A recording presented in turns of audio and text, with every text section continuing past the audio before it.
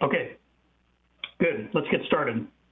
Good evening. Welcome to this, what is the date today? April 15th, notorious day, April 15th, Sammamish Planning Commission meeting. Let's get started with our roll call, and I'll call your name, and please unmute yourself and signal that you're here, both raising your hand and speaking. So I'm Mark Boffman here. Rituja Indipure. Here. Karthik Sitharman. Oh, there you are, Karthik. Yes, here. Mike Bresco. Here. Casey Labby. Here I am. Josh Amato. Here. And Karen, I don't think I got you. Karen Melton. I'm here. Great. Thanks, everybody. Jackie, do you want to read the meeting accessibility statement?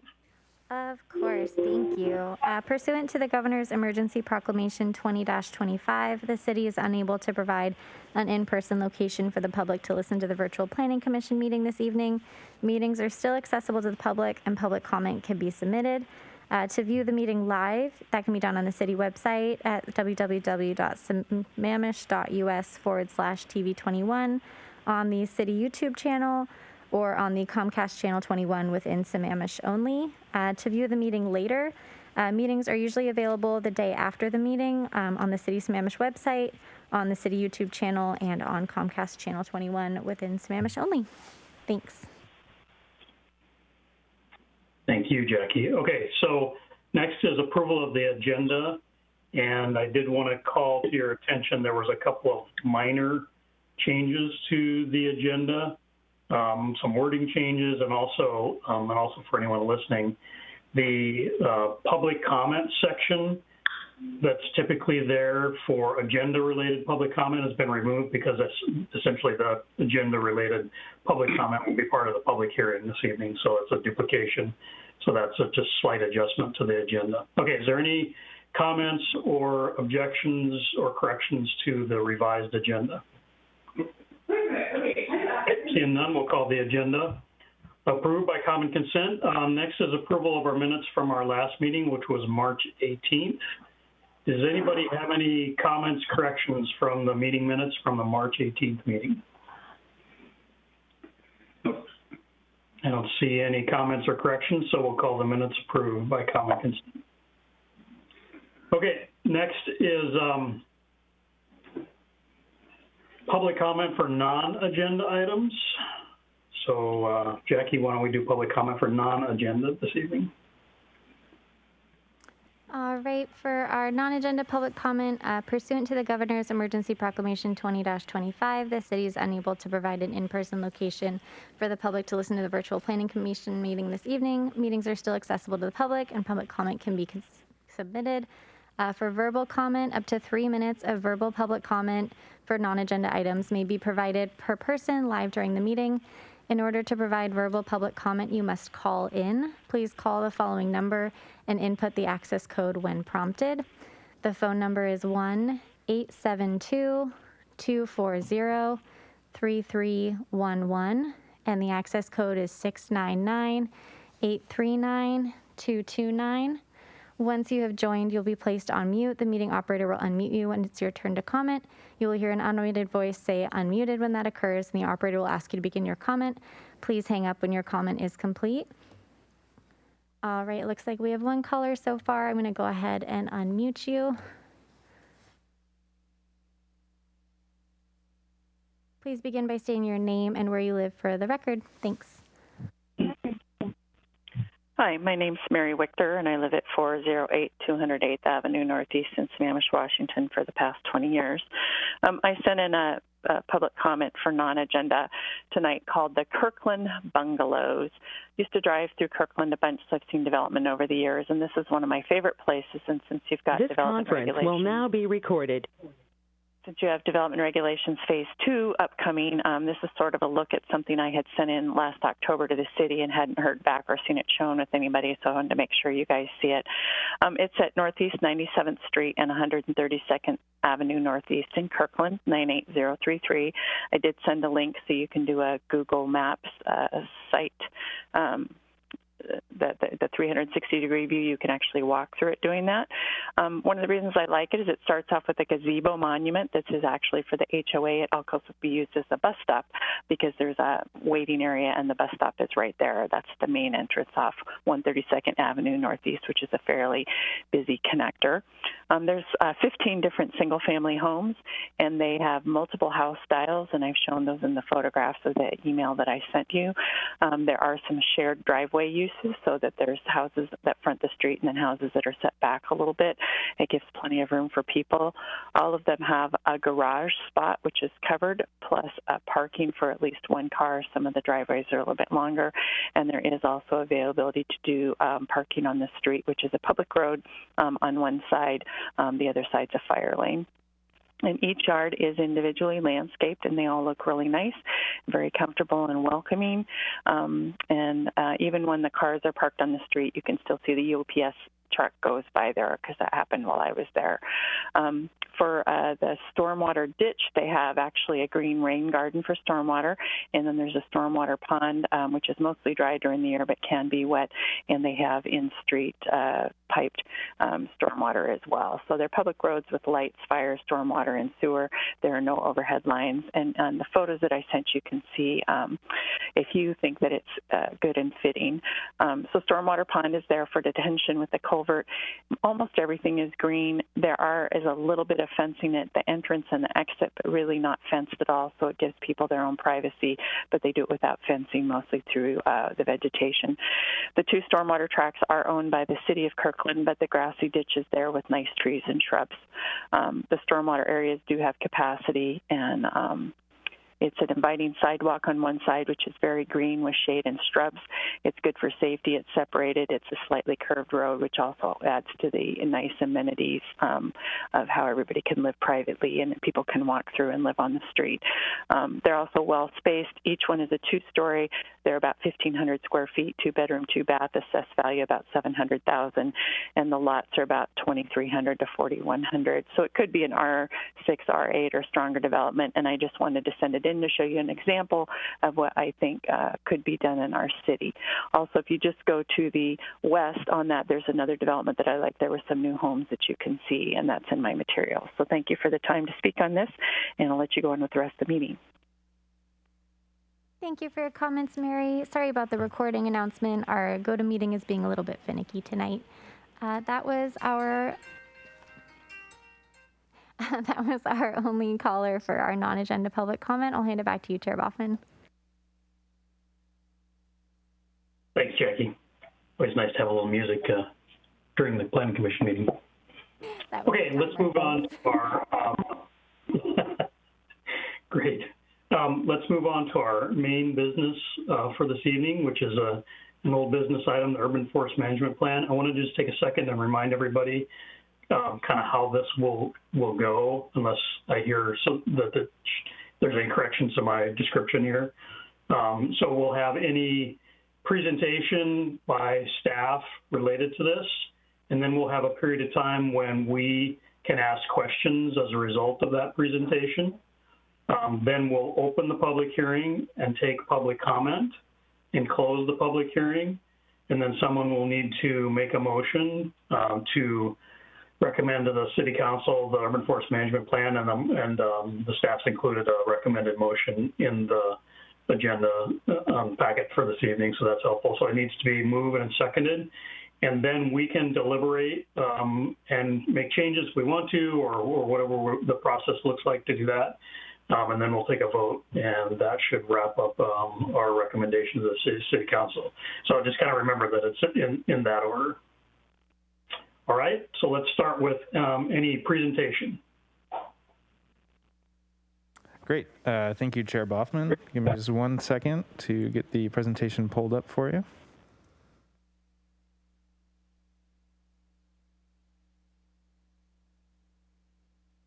All right, hopefully everyone can see my screen now. Let me move some windows around quickly.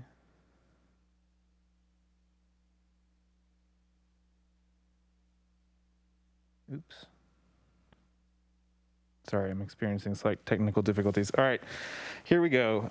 Good evening, Planning Commission. My name is Evan Fisher, and I'm a senior management analyst with DCD. And tonight I'll be giving you a short presentation on the strategic implementation plan before we open it up for a public hearing. So for tonight's meeting agenda, I'll quickly provide an overview of what the strategic implementation plan is. We'll look at the 3 tools of the SIP. We'll look at the SIP grouping framework. And finally, we'll look at the 2021-22 Urban Forest Management Work Plan before I turn it back over to you for the public hearing.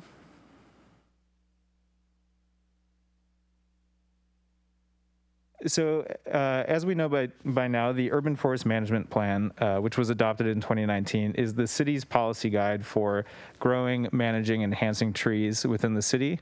It developed goals and objectives around 3 main policy areas, which are urban forest sustainability, efficiency in municipal operations, and community collaboration and engagement. The UFMP Strategic Implementation Plan is how we make the goals and objectives of the UFMP actionable.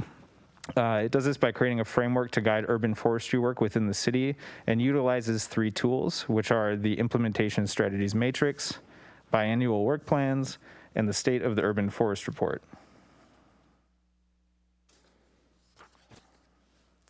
The first tool, the Implementation Strategies Matrix, is a comprehensive list of all the proposed implementation actions which have been sorted under the appropriate goals and objectives.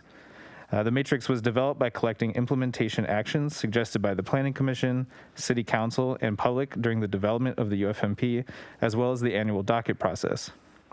Additionally, Davie Resource Group, our consultant, conducted extensive interviews with city staff and recommended a list of actions to be included as well. To date, the matrix has 159 individual implementation actions, which have been analyzed on the criteria looking at which work group they should be placed into, the time frame, so roughly an estimate of how long each task will take to complete, an investment, which is based on a low, medium, and high investment scale, and whether there are grant or partnership opportunities.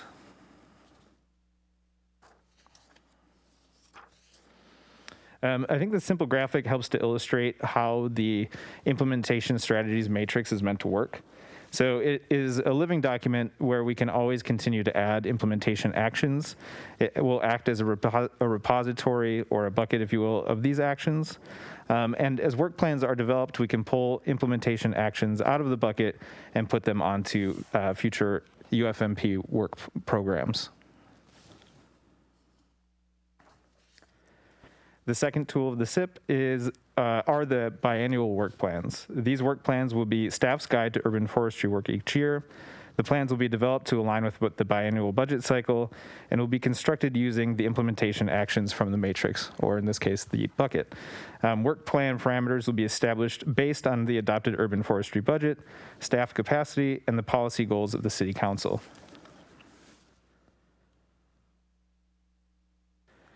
The third tool of the Strategic Implementation Plan is the State of the Urban Forest Report.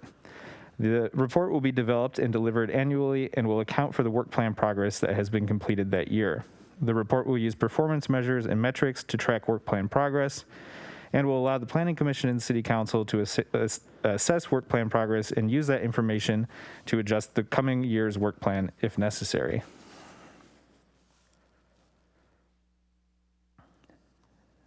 Now that we've talked about the 3 tools of the SIP, I want to turn to the Implementation Action Grouping Framework, which we talked about during our March 4th meeting. The framework has been developed to sort implementation actions into our biannual work plans. Staff, with the help of Planning Commission, worked together to develop the framework and to create the implementation sequencing which we believe will successfully develop and maintain the urban forest management program over the coming years. That sequence is, as you can see on screen, establish, build, strengthen, and optimize.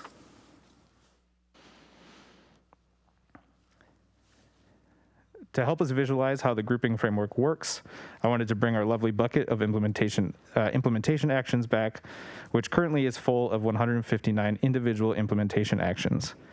Here, our groups are represented by watering cans. Again, remember that each group, or watering can in this case, aligns with a biannual work plan and is built around a theme. Staff, with the help of Planning Commission, have filled up each of the watering cans with actions from the bucket. One thing to note is the amount of water, or number of actions, each can hold is determined by the urban forestry budget allocated by the City Council, as well as staff capacity. That said, the Group 1 can has been filled with actions that will establish the urban forest management work program. Group 2 has been filled with actions that will build the program. 3 with actions that will strengthen the program. And finally, Group 4 with actions that will optimize the program. To make things more digestible and much easier to communicate, staff then took the full watering cans of implementation actions and grouped similar actions together to create group action types, which you can see here. For example, the action type of inventory and analysis you see in Group 1 refers to all of the inventorying and analysis implementation actions in the watering can. By creating these groups, we are more easily able to discuss the work being completed in each work plan, as opposed to having to go through each action individually.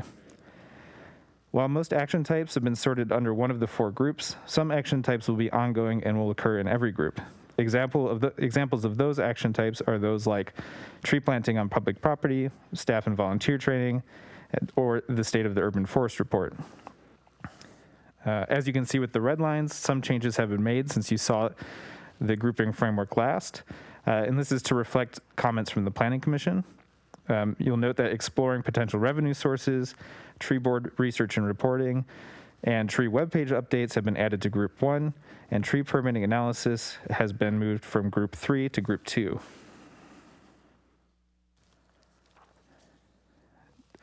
During the March 4th meeting, the Planning Commission also thought it would be helpful to see a Gantt chart displaying when actions will occur over the next few years. Here we can see when Group 1 actions will begin and a rough blocking of how long each action will take.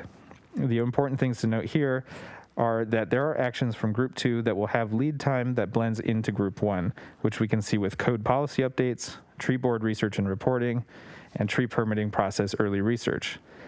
This will ensure that by the time Group 2 rolls around, the work to establish those actions will have been completed so we can hit the ground running. It is also worth noting that the ongoing actions are just that, they're ongoing. Again, they will occur in all 4 groups, which are represented here. You can see that the State of the Urban Forest Report will fall annually in the final quarter of each year. And just a note, just so we could read this, I had to crop out some of the ongoing actions from the screen, just as an aside. Lastly, I wanted to quickly refocus our attention on Group 1, as these action types will be what make up our 21-22 Urban Forest Management Work Plan. As you know, City Council has approved $150,000 for urban forestry work over this time period, and the action types in Group 1 are what staff believe can be accomplished given the proposed budget and the current staffing capacity, and will work to establish the urban forest management program. So just as a reminder tonight, the recommendation that we're hoping the Planning Commission will make to the City Council is to recommend the Group 1 actions in the 2021-22 Urban Forest Management Work Plan, which can be found in Exhibit 1 of the agenda packet, as well as the Implementation Strategies Matrix, which is Exhibit 2. And with that, we are happy to take any questions. Thanks, Evan. Does anyone have questions for Evan? Looks like Karthik. Yes, I do. Tree board, I guess, is that a voluntary board, or how are we thinking about it, or is that an outcome of the research and reporting? That's a good question. I think there's a lot of work to be done still to understand exactly how the tree board will be set up and function. It will most likely be a voluntary board, much like the Planning Commission or Parks Commission, but part of the Group 1 actions will be to research the different ways a tree board or tree committee or tree commission could be set up, and staff will present that information to the Planning Commission and to the City Council to help start opening up the conversation of how the city would like a tree board to look and function and who would sit on the board. Got it. I'm still, like, I think Mike brought this point in the March 4th meeting. I still would like to see if we can get tree board onto group 1. I think we're still 2 years away from having a tree board, so that is my only concern, but I'm fine. Thank you for this work. Appreciate all the details here. But that's the only concern that I have with this plan. Thank you. Any others with questions for him? Josh? In response to a public comment that Mary Wichter sent from Barbara Rabb, I believe is how I pronounce it, she sent in a question about the tree height replacement, which we do address if you look on page 26, row 117, where we talk about providing options as a potential option. But she mentioned that there was, she was required to replace the tree with the same species, and I was curious if that is also a requirement, or if it's just if you cut down deciduous, you have to replace with deciduous, or coniferous. Is there a species requirement with current tree replacement policy? Yeah, and this is Kelly. I can answer that question. Josh, you would find the tree replacement standards in 21A 37 to 80. And depending on the size of the tree, you're required to replace by a certain number of trees. So if you remove a landmark tree, you're required to replace it by 3 new trees. It doesn't specify that it has to be the same species as the tree you removed. It is preferred that it is a native tree that is used as a replacement tree, and if it is non-native, then the requirement would be an arborist report supporting the use of that non-native tree. Okay, thank you. And then Jan Bird sent in a couple comments that I want to bring up. She mentioned working with real estate agents. I don't know if it's possible to have, I know with like rental properties, cities can have additional requirements and addendums you must attach to leases, but I don't know about with sale of real estate, and that might be a good place to attach that. I don't know if that's in the implementation strategies, but she brought that up, and I thought that might be a good place to do some education. So bringing along her question there, and I think that's it for now. Great, thank you. Looks like we're doing Yeah, I was a little confused. Should we have more questions right now, or like save it for discussion after we make a motion? I think ideally, within whatever works, if we have questions that Evan or Kelly could answer, now is probably the right time to do that, and then we can have our knockdown, drag out argument that we'll have later on, and that's mostly between us. Okay. So I do have a couple of questions. One along the lines of what Barbara had, I think her question was more about, replacing old trees, but I think she also talks about, how do individuals kind of maintain or take care of their old growth, right? Like, and sometimes, with the wildfires that we've had, and I think we've discussed this in the past, and Kelly or Evan, I just wanted to understand from your perspective, how are we incorporating management of our old growth forest or older trees as part of UFMP implementation? And how are we basically managing the life cycle of a tree, right? Sure, that's a great question. I think, just making sure my mic was on, sorry. I think a lot of that will come in this work that is part of community outreach and education, because a lot of these trees that you're talking about will be on private property and will be managed by property owners. So I think, from a city's perspective, really focusing on, educating and creating resources where people can come and understand, yes, how do I care for my tree from a full life cycle, feeling confident that they know where to find these resources and who to ask these questions to. Kelly, I'm not sure if you have anything to add, but that's kind of my first pass at this. And also just, Rituja, you mentioned wildfire management. In Group 2, some of these wildfire prevention prevention planning actions will start to take place, where we can think of our urban forest more holistically and what kind of protections we need to put in place to prepare ourselves in case, the worst should happen. So that's my first pass, and Kelly, I'll turn it over to you for anything to add. Yeah, Evan, no, I think you answered that perfectly, and right on point. Private versus public spaces and trees, and in the public sector, obviously our park and right-of-way spaces, those are very much managed by the city. For new development projects, we do have code, and I think there's area that we want to look at improving, and I think some of that starts administratively on, training our staff on when we're out on site inspections, making sure tree protection measures are properly installed, and really keeping tabs on that.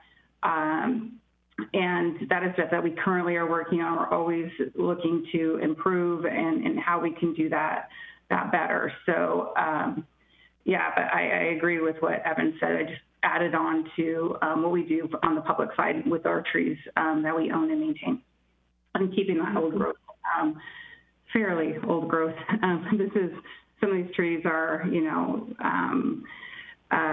within the last 100 years planted. As most of you know, most of Sammamish was a logging community for a while.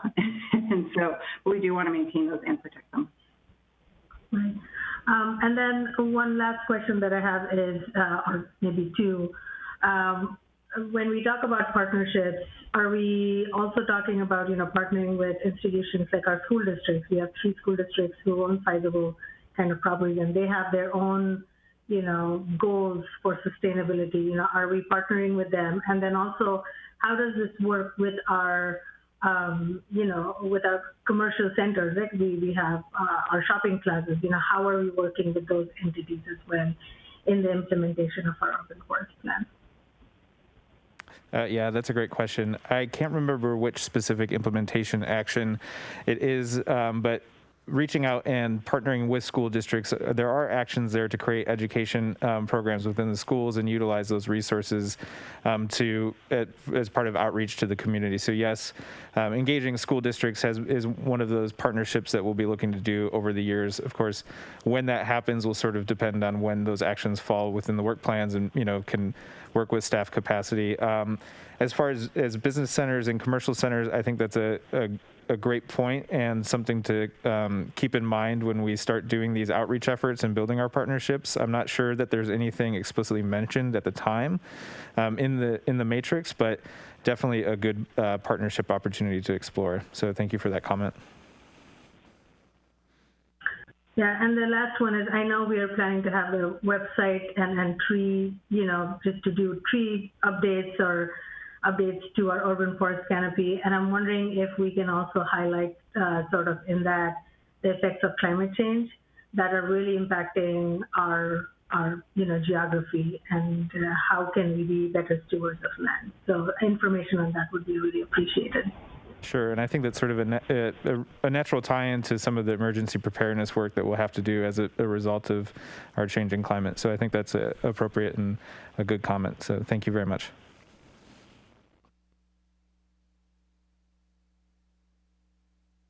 Anyone else?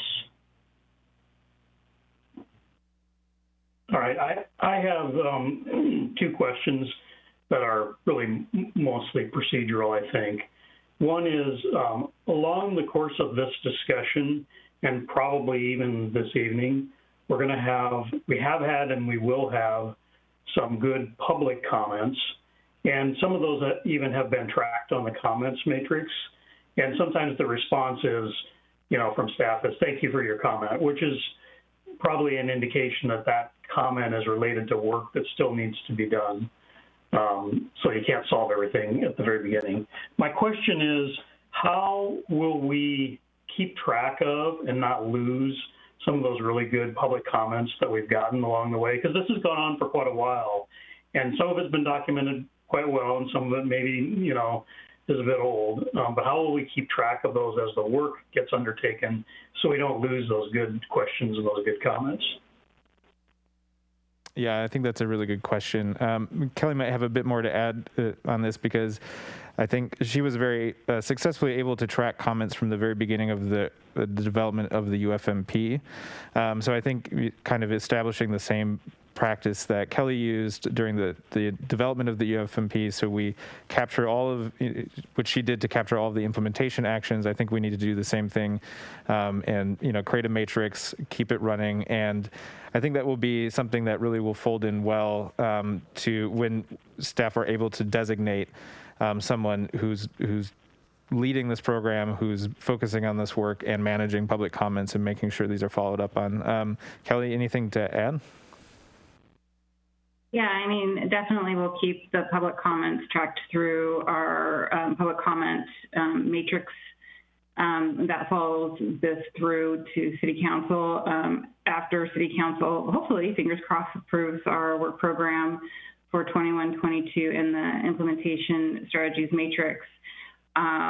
Once we get that website up and running, which will probably be one of our first orders of business, we will have a public comment piece to it, so folks can always provide ideas for implementation strategies, and we will collect those and we will properly categorize them in the matrix and group them as you see here on the screen, and then bring those forth when we do a work program for the UFMP presentation and get some guidance from City Council. So we do plan on continuing to take public comment ideas and to present those to City Council as part of their work programming at the beginning of each year. I just want to add, too, that the UFMP and this implementation strategy, both of these projects have been successful because we've had such great public comment and input. And a lot of what you're seeing here on the screen and in one of those 150 plus implementation strategies has come through public comment and participation in the development of not only UFMP, but the implementation strategy. So we want to keep that rolling. It has been successful, and we really appreciate it. Great. My other question, which again is procedural, is I'm wondering if you, and maybe you've described this, Evan, and I've had short attention span problems, but can you clarify certainly for me and maybe others again, what it is actually that you're asking of the commission this evening in terms of a recommendation? And I say that because I just was reading again the recommended motion, and I noticed that it says recommendation of the plan outlined in Group 1, but I guess so what is it that's going to be recommended to the council, and then what's not, and what does that mean so that people listening to this will understand process-wise and procedure-wise what we're recommending, what the council will be approving, some of that kind of procedural type stuff. Sure, that's a good clarifying question. So what we're hoping you'll recommend tonight are the actions outlined in Group 1 here, the action types outlined in Group 1. So Group 1 is essentially what we're using to make up our 21-22 Urban Forest Management Work Plan.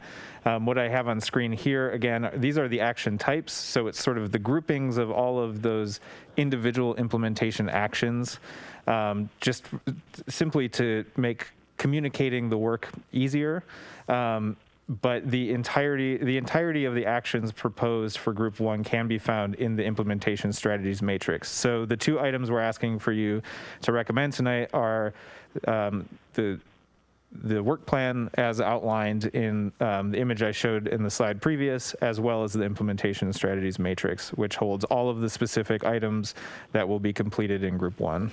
Does that help answer the question?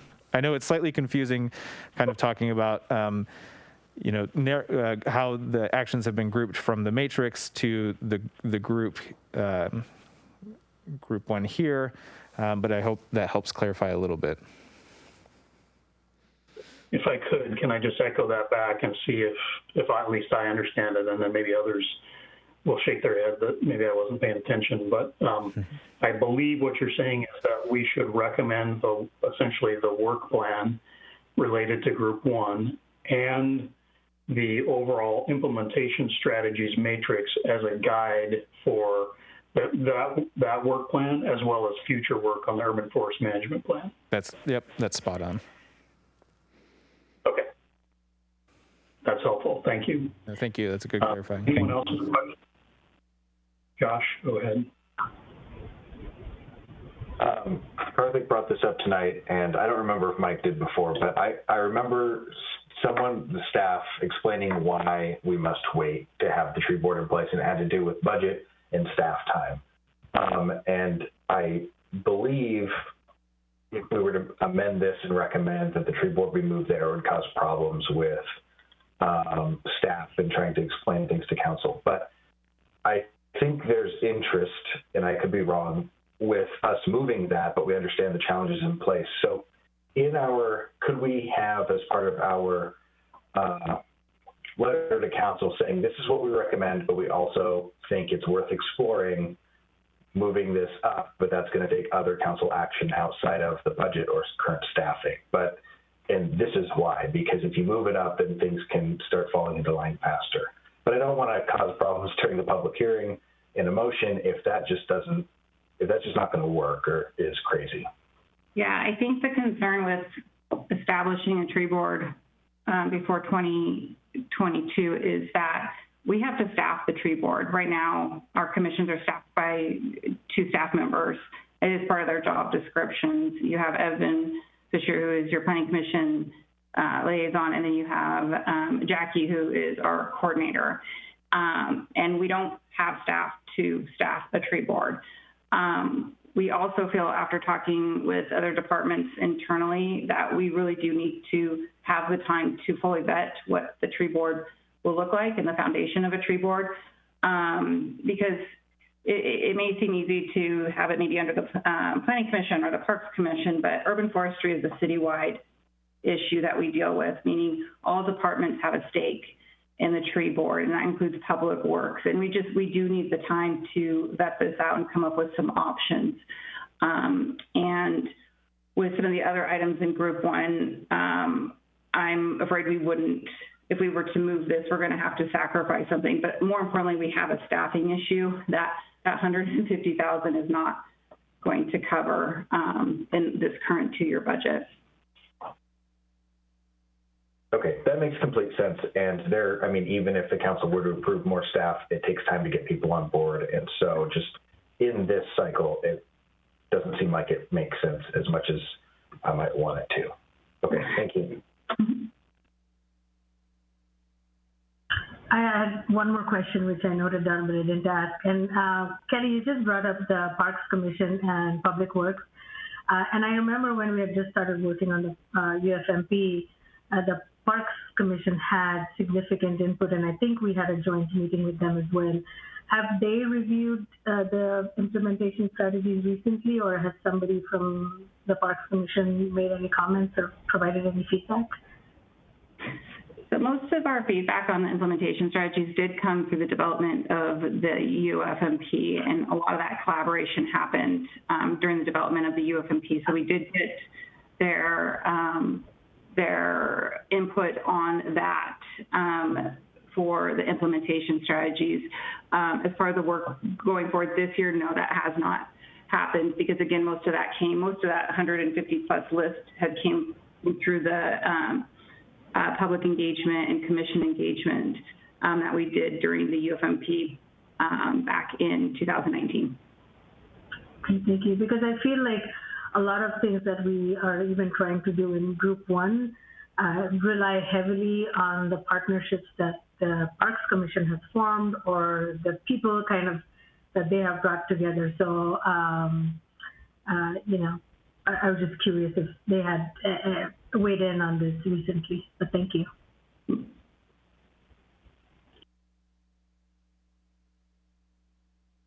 Anyone else with questions? I don't see anybody. Okay. Evan, Kelly, thank you. Thank you. All right.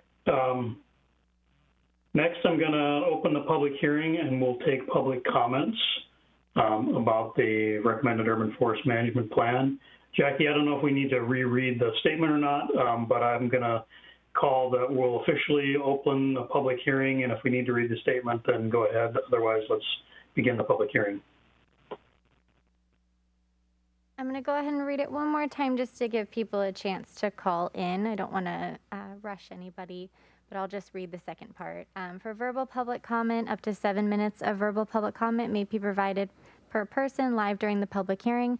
In order to provide verbal public comment, you must call in. Please call the following number and input the access code when prompted. The phone number is 1-872-240-3311, and the access code is 699-839-229. Once you have joined, you'll be placed on mute. The meeting operator will unmute you when it's your turn to comment. You'll hear an automated voice say unmuted, and the operator will ask you to begin your comment. Please hang up when your comment is complete. We do have one caller on the line, so I'll go ahead and hand it over. Hold on just 1 second. Go ahead and begin your comment whenever you're ready. Hello, this is Mary Wichter. I live at 408 208th Avenue Northeast in Sammamish, Washington. Been there for 20 years. Thank you for the things that were moved forward for tonight. I was particularly glad to see that the tree board is getting moved to Group 1 and that the commissioners are also interested in that moving forward as fast as it can. I do understand the constraints that Kelly had talked about. I was also glad to see the tree webpage updates were added to Group 1, because I honestly think the first thing that we can and need to do is work on education, and that can be done. I know the city is also working on a website revamp, and I think with the tree webpage that would be really good. There's just a lot of things that people don't know, like what trees can I plant, what has to be cut, when do you need an arborist, how do you get an arborist, and I just think there's so many things that people don't understand, and even people that have trees, they don't understand what a drip line is. A drip line is like how we all stand with our 6 feet apart for COVID.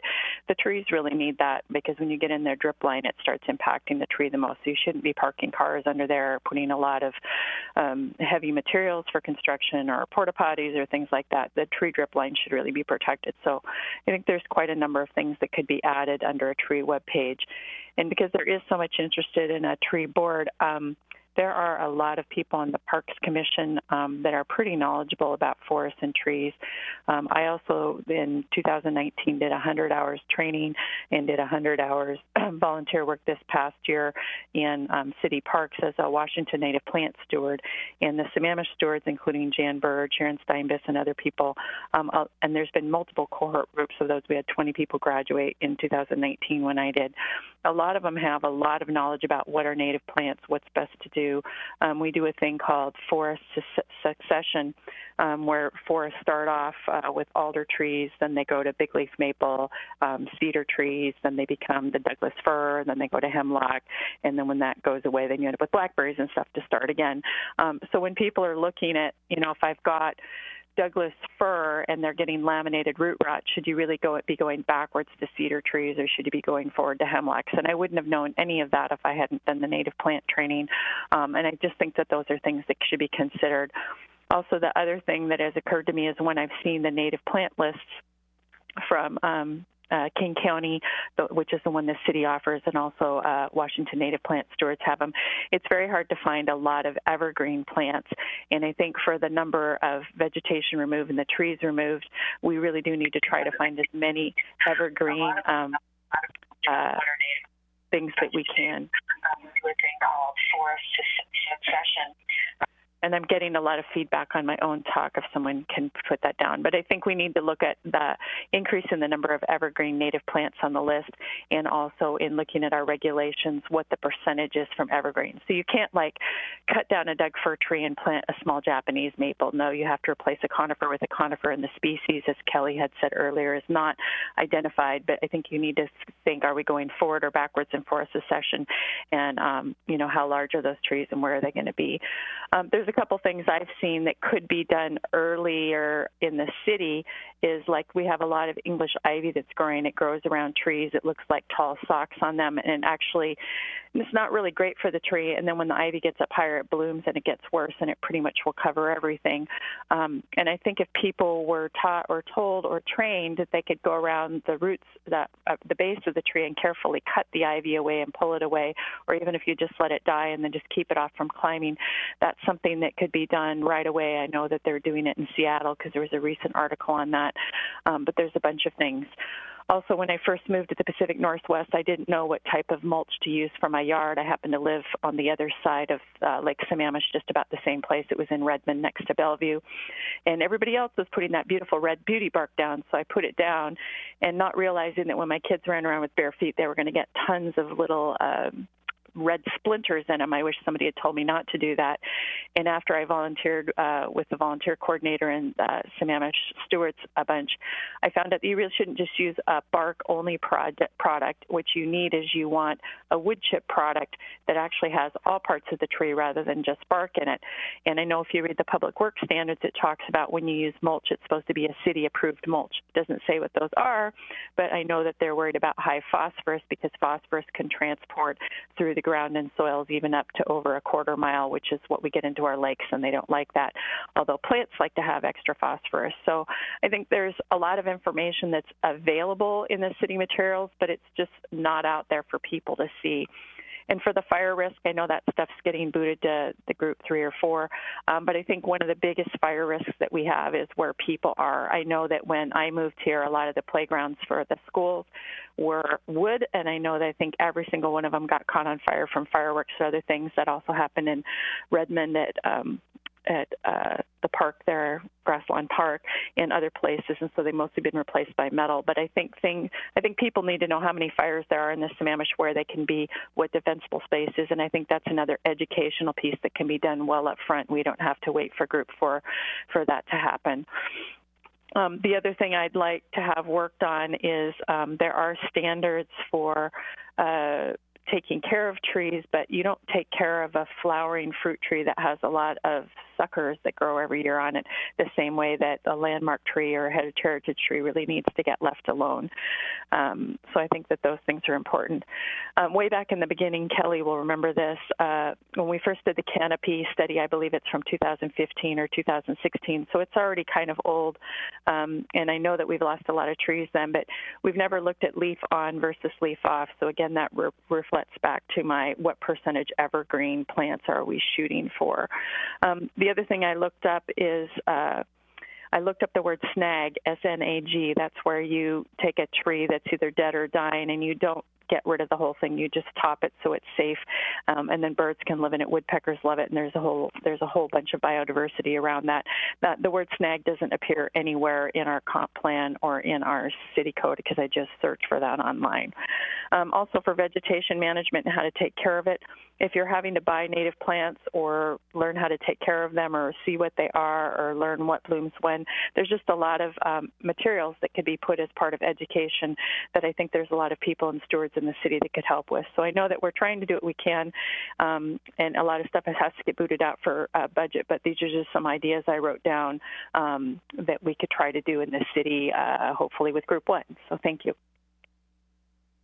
Thank you very much for your comments, Mary. I'll go ahead and place you back on mute. Just for reference, we do have 2 more callers. I'll go ahead and unmute the next caller. Please begin by stating your name and where you live for the record. Please begin whenever you're ready. Good evening, Commissioners. This is Paul Stickney in Sammamish. I'm calling to not repeat the comments I've turned in. I think they're fairly self-evident, but I'd like to sort of speak to those comments. I've been involved in the urban forestry management plan since its inception, and this is probably a repeat to some of you, but I do have a degree from the University of Montana School of Forestry in resource conservation, and do understand a lot about trees, holistic systems, etc. So my comment on, and the two themes, well, here, let me stop and start somewhere else for a second. At the very start of this plan, I did talk about having two sets of policies for the more urban parts of Sammamish and the more suburban parts, which are roughly 5% of the city for the urban parts and 95% for the suburban parts. Also did talk about tree size over that entire time. And the third thing that I talked about early on was the fire suppression, defensible spaces, and planning for a city as opposed to rural or resource lands. And I think most of those fire topics are front and center in this plan, and that is a important thing, especially as we're getting drier and drier, and some people feel that's a trend that is likely to continue. But on the tree size, if you think about Sammamish, and these are basically anecdotal numbers, if you think about roughly 95% of the city is R1, R4, and R6, and here's the guess. I'm going to guess that between 85 and 90% of that is built out, and there's roughly 10 to 15% left. There's going to be a lot of one-for-one housing replacement, as many other communities are seeing. Kirkland is seeing it, Clyde Hill, Redmond, and there's, well, just a whole lot of East Side cities are seeing houses being, older houses coming down and new homes getting constructed. This is where my topics about tree size matter. As people reconstruct and rebuild on sites, what are the setbacks, and to plan for how large a tree will get, I think, is a crucial thing. I'm sure some of you have gone to San Juan Islands or out to Asheville Curtis or have looked at some of the areas of old growth, and you get a real sense that we don't have any of that here, and that's only like a 300 to 400-year-old tree. So I'm suggesting and stressing that in group one, there actually just be more discussion about the potential of adding policy for tree size, because in group two, that's where you have a significant amount of code and policy updates coming. And in support of the suggestion of having a distinctly different set of tree policies for 5% of the city, which outlines near the end of your code is my specific comment, I would put out what many people are aware of, but in case it isn't top of mind, the four-county region, King, Snohomish, Pierce, and Kitsap, are made up of about, and I'm reading this off a list, I don't have this right in my head. It's made up of about 6,300 square miles. Of that landmass, roughly 61%, or about 3,900 square miles, is resource lands. There's no housing at all. About 23% of that four-county area, or 1,400 to 1,500 square miles, is rural lands with average lot size of 5 acres, some less and some more.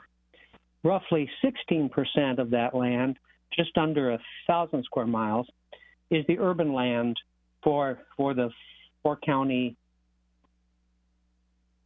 region.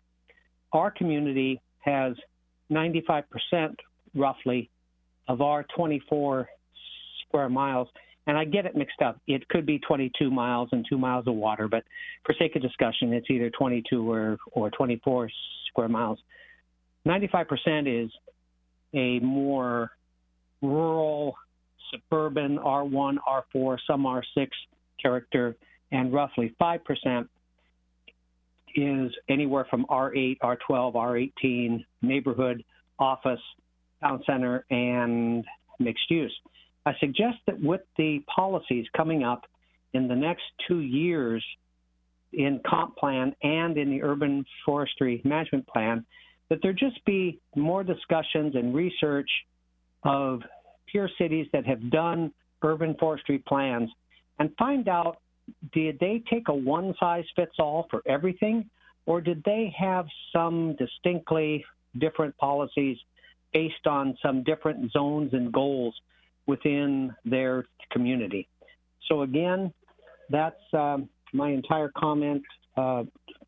What's written today was pretty clear, and I did, by the way, highlight each of the group ones and put a little arrow to all 48 of them so they were easy to spot.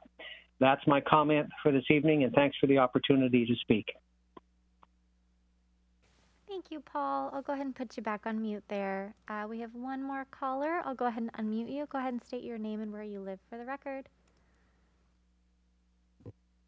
This is Kathy Hergert. I live at 2311 216th Avenue Southeast in Sammamish. And thank you for the opportunity to mention these things. This is probably a little bit in the weeds and for future, but just some things to keep in mind as a person who's on a fixed-size lot that has lots of what I think are big trees. They're not 300 or 400 years old, but there's a mix of significant heritage and landmark trees. I think we want to make sure that whatever regs come up are supported by the metrics, or at least aren't separate from the metrics. It sounds easy to say replace a tree with 3 trees, but if you've got some density already going there, finding a place for 3 more trees, even if when you've taken one out, even if it's a big one, is really difficult. And I think the city has been somewhat flexible there if you're working with an arborist, especially. But it is a challenge, and so I think there might need to be some different considerations depending on where and location.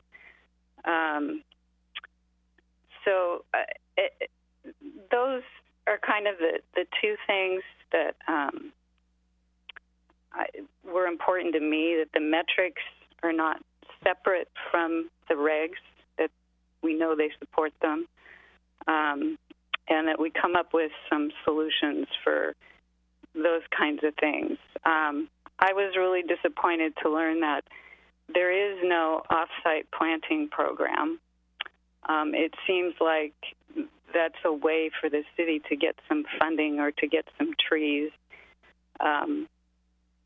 to put places where there are spaces for them. So I really appreciate the opportunity. Thank you for listening, and looks like a lot of really good work. Thanks. Thanks for your comments, Kathy. I'll go ahead and place you back on mute. That was our last caller, so I'll hand it back over to you, Chair Boffman. Thanks, Jackie. So I will officially close the public hearing and say thank you to everyone that made the effort to call in and make public comments. All right, so to proceed, could someone make a motion, please?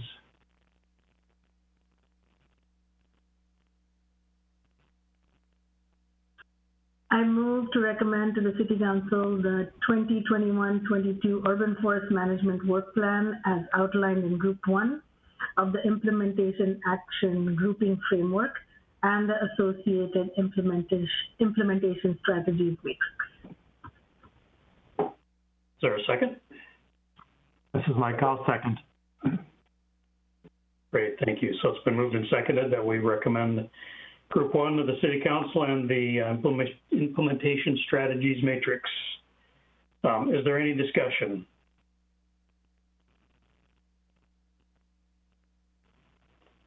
So this is really kind of an opportunity to, if there's anything you feel strongly about to change, although we've covered a lot, and I do want to make the comment that I think that this is really a place where many people have made comments that essentially come down to the desire to get things done sooner, to move things earlier in the planning.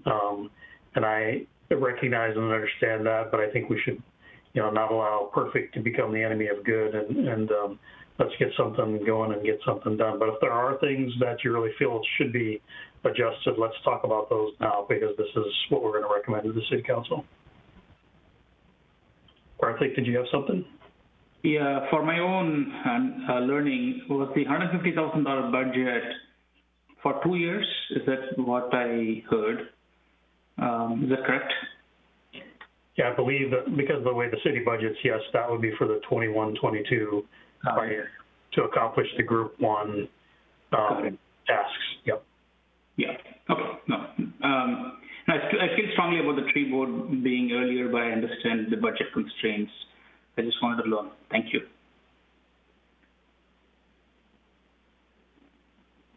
Josh? I appreciate Paul's comments. I understand where he's coming from related to having two different policy decisions for urban versus the more rural or suburban sections. I don't think we need to make any changes to what we're doing here, because that's kind of a prescriptive change that can happen during the Group 2, the Group 2 where code and policy updates are considered. It's not really something that I don't think we should be describing as a solution in this part of the plan. But I do understand where he's coming from and appreciate his comments. And I'm really happy with where we are, and I'm looking forward to voting for it and recommending it to council. So that's the end of my comments. Thanks. Anyone else? Mike? Yeah, maybe for the benefit of the public who might not have listened to the other hours that we've spent on this, we did put quite a lot of effort into trying to balance out getting things done faster with the budget constraints, seeing if there was a way to push on council for additional budget or look at ways of engaging volunteers. So having been on a number of those discussions and then hearing public comments, I, like Josh, am very comfortable with where we're at. It balances out being able to do things in a thoughtful way, working within the budget. And one other thing that I would add in terms of some of the comments that we've made is that part of the work in the front end is done also in a way to try to engage the public in a way that could help facilitate greater budget commitment from council for the next plan. So I'm quite for this where we're at right now. Just like Josh, it balances out things and has been really pretty well considered. So that's my comments. Thanks, Mike. Others?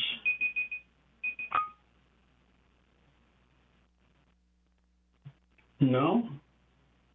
I will, the one last comment I would make is for people that are passionate about this. I would say that I think that the strategy of doing it on a kind of Group 1, Group 2, Group 3 basis is encouraging, because even though it's written down in a very structured way, I hope that there's inevitably going to be some adaptation by people working on this who see opportunities to change things around. And frankly, by the time the Group 2 phase of things on the schedule rolls around, there will also be opportunities for adjustments to be made to the plan based on what's been learned. And so I think that the underlying piece of how this is conceived is actually a pretty good way to move the process forward and make changes as we go to improve things, and perhaps maybe find ways to move things earlier in the process. So I think that there's a lot of detail here and a lot of great work that's been done by a lot of people. And I think that I'm encouraged by what's here and what people have said, but I'm also encouraged by the structure of the plan, because it gives us opportunities to accomplish a lot and make improvements as we go. So I think that's a positive thing. Any final comments before I call for a vote?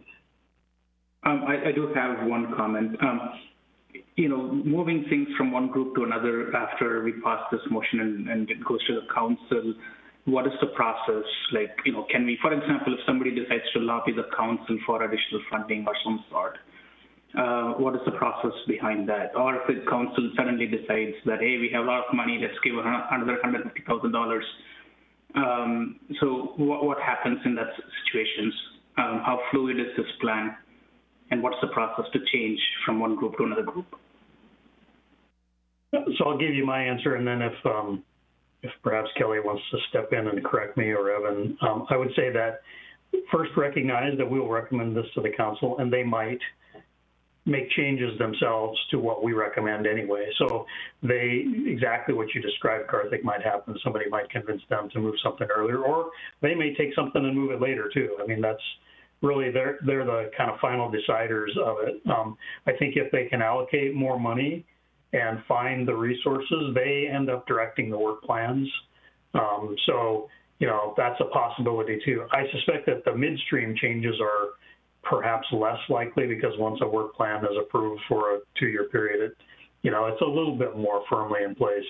But it certainly, I think, could be the case that if they feel confident that things are improving or changing or whatever, by the time Group 2 comes around, they may say, okay, for Group 2, we want to devote more of the budget to this, and that could certainly happen. That's why I say I think it's good that it's structured, that changes can happen along the way.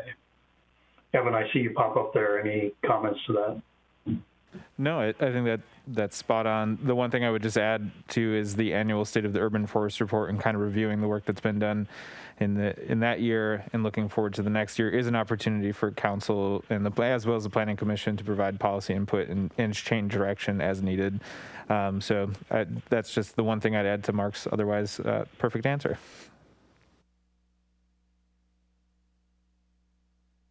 Thank you both. And I agree. I have nothing else to add to that. I absolutely agree with both Evan and Mark on that on the responses. Okay. Anything else? All right, then I'm going to call for a vote. It's been moved and seconded that we recommend to the City Council the 2021-2022 Urban Forest Management Work Plan as outlined in Group 1 of the Implementation Action Grouping Framework and the associated Implementation Strategies Matrix. All those in favor, if you would raise your hand and also unmute yourself since we're on video, and say aye. Aye. Aye. Any opposed? Same thing with noes. Great, that passes. Thank you, everyone. All right, I believe we are done, although I wanted to mention the calendar. If you get a chance to take a look at the calendar for the upcoming things that we have, I was going to try to pull it up here real quickly, but so the next meeting on May 6th is a 5:30 meeting, and then we go May 20th, 6:30, and then June 3rd, 5:30. So there's a little bouncing back and forth. I just encourage everyone to pay attention to that, because even I found myself today going, which time is this one? So please pay attention to that. The one other thing I will mention, since this is being recorded and for the record, is that earlier when I called for approval of the minutes of our prior meeting, I said March 18th, and it should have been April 1st.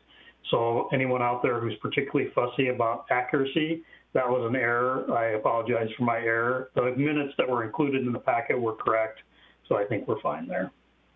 All right. I believe unless there's any other business, someone could move to adjourn. Yeah, I actually have one thing, Mark. This is Kelly. I just wanted to update the Planning Commission that on April 6th, the City Council adopted the Wireless Communication Facilities Code that you all recommended. So we got one in the books for the year. Congratulations, Planning Commission. That was a lot of work. And also a big thank you to our City Council for adopting those regulations. I'm checking my phone, Kelly, to see if it's working any better right at the moment.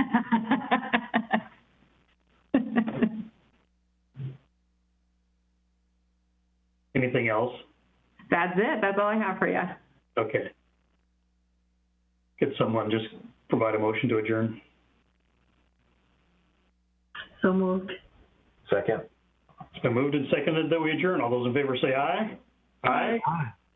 No, thank you, everyone. Enjoy the wonderful weather and the great smell of spring that's out there. Thanks. Thank you. Good night.